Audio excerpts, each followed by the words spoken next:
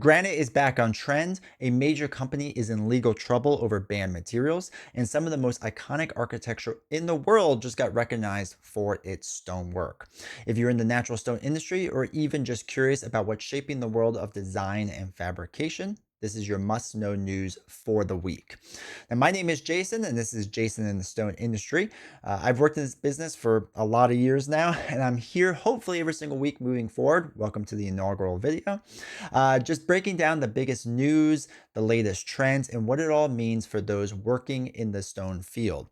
Whether you're a fabricator, installer, designer, distributor, or just love stone in general, make sure to like, subscribe, and hit that bell so that you never miss a story that could impact your work or business. So let's kick things off with a trend that's heating up again. Natural stone in residential design, which is kind of shocking. According to Real Simple, 2025 is the year of natural surface. Materials like marble, soapstone, and quartzite are being selected not just for how they look, but for their durability and their ability to make a real statement in the home. But here's what might surprise you. Granite is officially back. That's right, the material that was declared quote unquote out is now trending again, especially in a matte finish and with soft organic veining. Forget the high gloss speckled granite of the 2000s. Today's granite has a much more natural and artisanal feel to it. Designers are also leaning into sculptural edges, scalloped, reeded, and even hand chiseled profiles. These add personality and an artisan touch to the kitchen islands and bath vanities. It's a reminder that stone isn't just a building material; it's a canvas for creativity. Now, this is also important to note to say that quartz and porcelain and all those materials aren't completely gone. Even just anecdotally speaking to fabricators I know across the country, most of the time it's still the majority of their market, but when it used to be 70 some percent of their market, it's slowly coming back down to 60%, possibly even 50%. And obviously, depending on where you are in the United States or in the world, will change how your area perceives the different stones and what they are looking for. Obviously, trends start on the coasts and then move their way inward for the United States. All right, so speaking about international news, now let's head over to Australia, where a story is making international headlines. According to the Herald Sun, the company Fienza is facing 22 criminal charges for allegedly cutting and distributing engineered stone in Victoria, even after a statewide ban took effect. Now, I believe this ban originally took place over last July, if I remember correctly. But the reason for all this? Silicosis. This deadly disease linked to silica dust exposure has been a growing concern among fabricators working with engineered stone.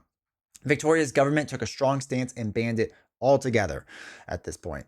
But Fienza allegedly ignored the ban, instructed workers to cut the material, and continued supplying it across the state. Each of these 22 charges carries a fine of almost $100,000, meaning that they're looking at a potential fine of $2.1 million in penalties. This is a huge deal, and it's setting the tone globally. With conversations happening in the US currently about similar bans, this case could influence what regulators and the industry do next. Now, it's important to note in the United States, California is taking a serious look at this right now. There's a lot of legislation going on there, and other states are going to probably also take note of this soon as well. So it's really important to pay attention to the legislation, pay attention to different what organizations are saying. We'll try to keep on top of it here to make sure that you know what's going on. All right, so despite challenges like bans and increased regulation, the natural stone industry is still on the rise. According to the business research company, the global natural stone market is expected to grow from $42.04 billion in 2024 to $43.69 billion in 2025. That's a solid 3.9% growth rate, and that's just over 1 year.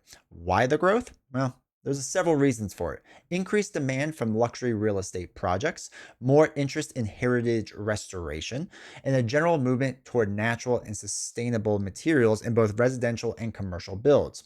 Stone lasts, and as more consumers and builders focus on longevity and quality, we're going to keep seeing demand rise. This is good news for fabricators, quarries, and distributors alike. If you've been wondering whether the industry is slowing down, this shows that it's not, it's just evolving. Now, it's important to note too with this that sustainability is something that has been pushed to the forefront by a lot of stone companies. A lot of quarriers are doing a good job with this. And there are consumers out there that care about sustainability, and I think it's something that fabricators at least need to take notice of. Not all your consumers are going to care about sustainability or, how sustainable a material is, but they do exist out there. And as the younger generations get older and start buying more and more countertops from you all, they're going to care about this a little bit more. Again, it may not be their number one thing that they care about, but they'll probably care about it a little bit. All right, so let's wrap up with some good news from overseas. Stone Specialists just covered the Stone Show in Hard Surfaces 2025, which took place in London, and it features some amazing projects and people. One standout moment: Salisbury Cathedral was voted the UK's favorite stone project. And honestly, it's a no brainer. The craftsmanship, the detail, and the longevity of that structure are absolutely iconic. Another highlight was Tony Barlow, a student architect, won the first ever Stone Federation Student Architect Award. It's always great to see new talent being recognized in our industry. Finally, Amin Taha, a respected architect and advocate for using stone structurally, gave a keynote that challenged attendees to think differently about how stone can be integrated into modern load-bearing design. This isn't just about finishes anymore, it's about structural integrity and aesthetics coming together. So, whether it's rising design demand, safety legislation, or industry recognition, the stone industry is moving fast, and staying informed is more important than ever. So, if you've liked this video, if you found it helpful at all, do me a huge favor: hit that like button, subscribe, and leave a comment down below. Let me know what's most interesting. Let me know any news that you're hearing out there. Let me know about trends that are happening in your area. This stuff is always interesting to me, and especially wherever your area may be as well. So what do you think about Granite's comeback? How do you feel about engineered stone bands? I want to hear from everyone that's out there. This is Jason in the stone industry. Thanks for watching. I'll catch you all next time with more news, insights, and trends from the world of natural stone.